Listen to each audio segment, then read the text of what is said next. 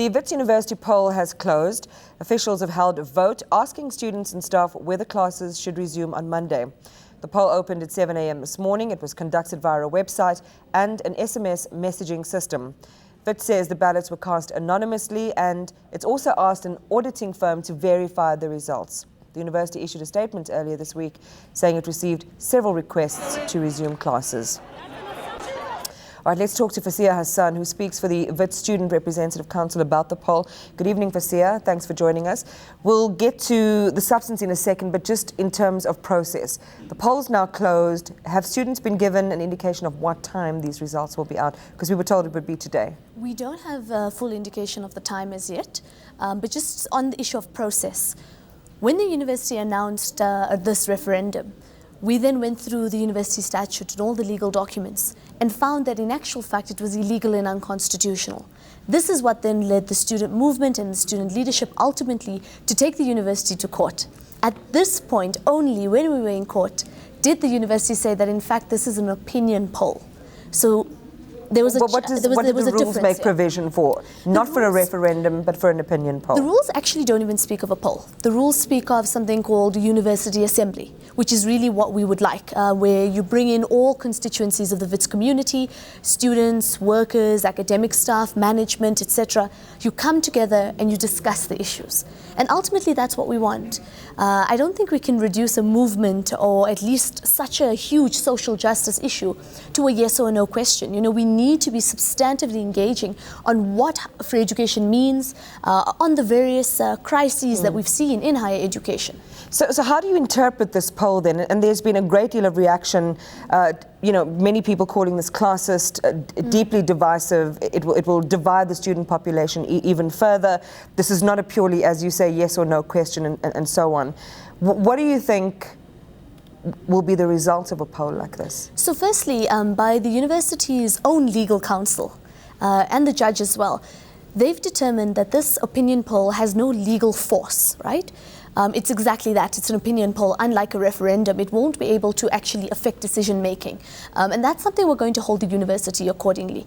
For us, it's exactly what you said. We feel like this is an attempt, number one, to divide the student movement, but also to again polarize where we are as students, because there are some people who have a lot of access in order to vote in terms of online, internet, etc., and there are others that don't.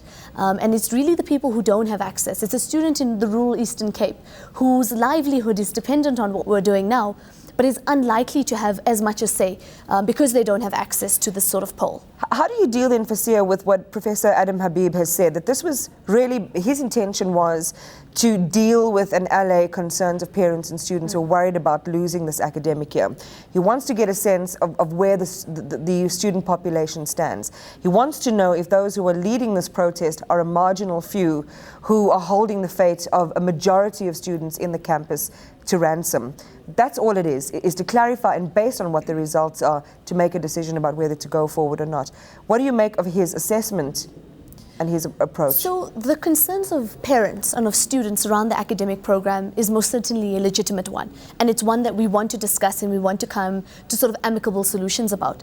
But we do reject this idea of a so-called silent majority and a noisy minority. In many ways, this kind of tactic is an apartheid one.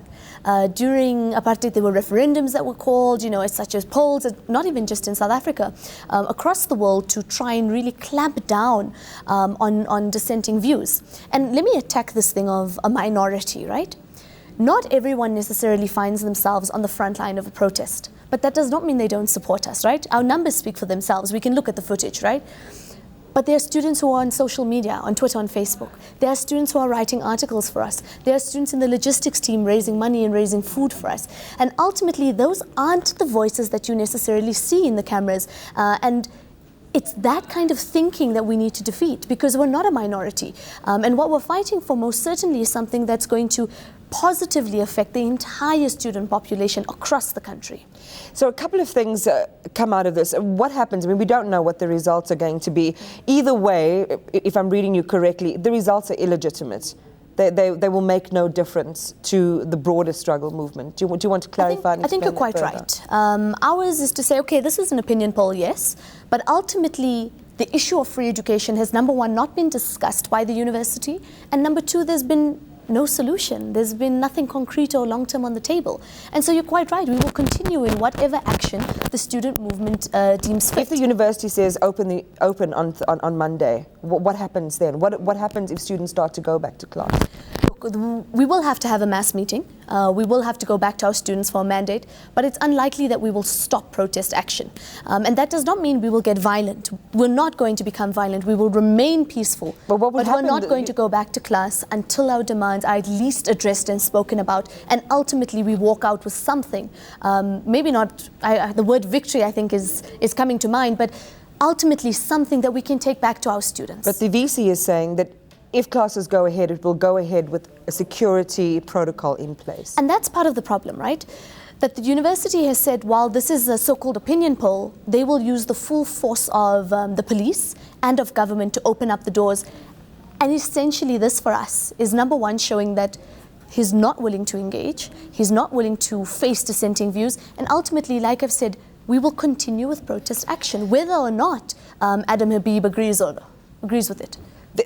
Final question. Observers say this whole saga has indicated a stunning lack of leadership, that the president should be more vocal and more visible. Do you agree? And in fact, today he did make a statement which basically said you need to respect the law and the rights of students who are not protesting.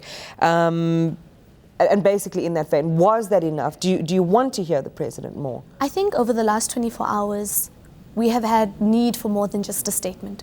We have seen footage of Rhodes University, we have seen footage of the University of Johannesburg, where private security violently and very brutally attacked students. We saw SAPS pull a girl from behind a wall who was seeking refuge. There is a crisis here. We need to talk about it and we need to deal with it. And there's one last thing I want to speak on private security, and I see that the VC of UJ has unconditionally apologized. He's unconditionally apologized because that was what was caught on camera.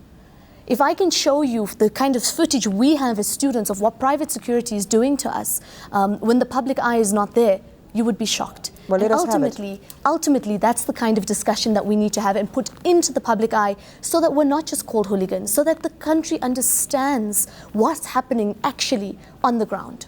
Got to leave it there, Fasea. Thank you for talking to us. Appreciate your time. Fasea Hassan is the SG of the Wits SRC.